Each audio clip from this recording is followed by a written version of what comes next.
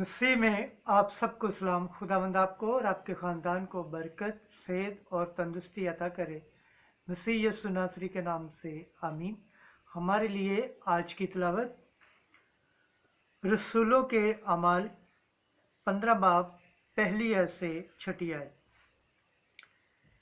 ये इकरार पाया कि उस मसले की बाबत रसूलों और कहनों के पास यरूशलेम को जाएं।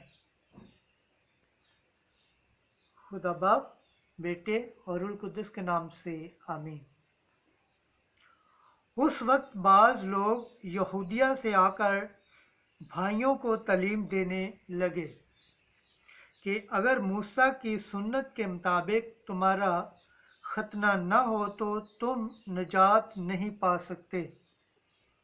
बस जब पौलुस और बरनबास की उनसे बड़ी तकरार और बहस हुई तो ये ठहराया गया कि पौलुस और बरनबास और दूसरों में से चंद इश्कास इस मसले की बाबत रसूलों और काहिनों के पास यरूशलेम को जाएं। बस कलीसिया ने उनको रवाना किया और वो गैर कौमों के रुजू लाने का बयान करते हुए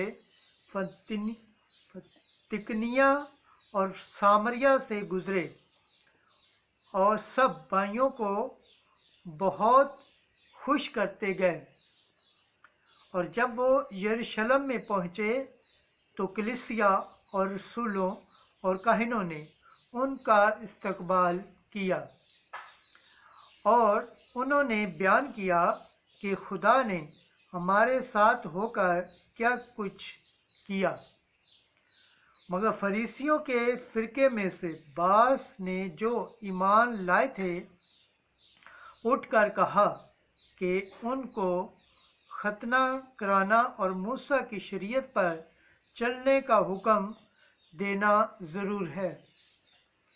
बस रसूल और काहिन जमा हुए ताकि इस बात पर गौर करें। खुदावंद के पाक कलाम पढ़े और सुने जाने पर खुदावंद की बरकत हो, खुदावंद का शुक्र हो, आमीन। आज का ज़बूर पढ़ा जाएगा, ज़बूर 121 पहली आयत से 5वीं आयत। जमायती जवाब। मुझे खुशी हुई जब उन्होंने कहा कि आओ हम खुदावंद के घर चलें। हालेलुया। मुझे खुशी हुई इसलिए कि उन्होंने मुझसे कहा कि आओ हम खुदावंद के घर चलें। ऐ यरूशलेम, हमारे पाँव इस वक्त तेरे फाटकों में हैं। जमायती जवाब। मुझे खुशी हुई जब उन्होंने कहा कि आओ हम खुदावंद के घर चलें। ऐ यरूशलेम, तू जो शहर की मानद पुख्ता इतिहास से तमीर हुआ है, वो कबाइल यानी खुदावंद के कबाइल जाते हैं। जमायती जवाब। मुझे खुशी हुई जब उन्होंने कहा कि आओ हम खुदावंद के घर चलें। इसराइल की शहादत के मुताबिक ताकि खुदावंद के नाम का शुक्र करें, वहाँ अदालत के तख्त कायम किए गए हैं, यानी दाऊद के घराने के तख्त। जमायती जवाब। मुझे खुशी हुई जब उन्होंने कहा कि आओ हम खुदावंद के घर चले। खुदावंद के पाक कलाम पढ़े और सुने जाने पर खुदावंद की बरकत हो, खुदावंद का शुक्र हो, आमीन। नारे हम्द। Hallelujah, hallelujah, hallelujah. खुदावंद फरमाता है, अच्छा चरवाहा मैं हूँ, मैं अपनी भेड़ों को जानता हूँ और मेरी भेड़ें मुझे जानती हैं। हालेलुया। आज की अंजील मुकद्दस यूहन्ना के मुताबिक 15 बाब पहली आयत से 8वीं आयत। जो मुझ में कायम रहता है और मैं उसमें, वो बहुत फल लाता है।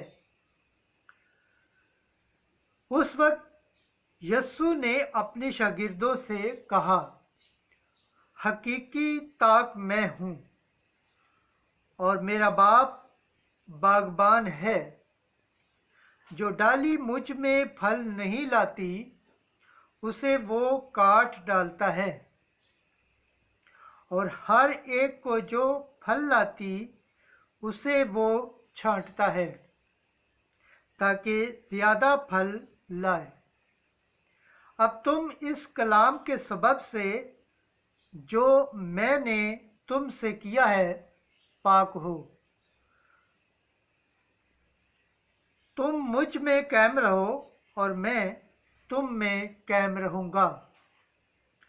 जिस तरह के डाली जब तक वो ताक में लगी न रहे अपने आप से फल नहीं ला सकती, उसी तरह तुम भी जब तक मुझ में कायम न रहो ताक में हूँ।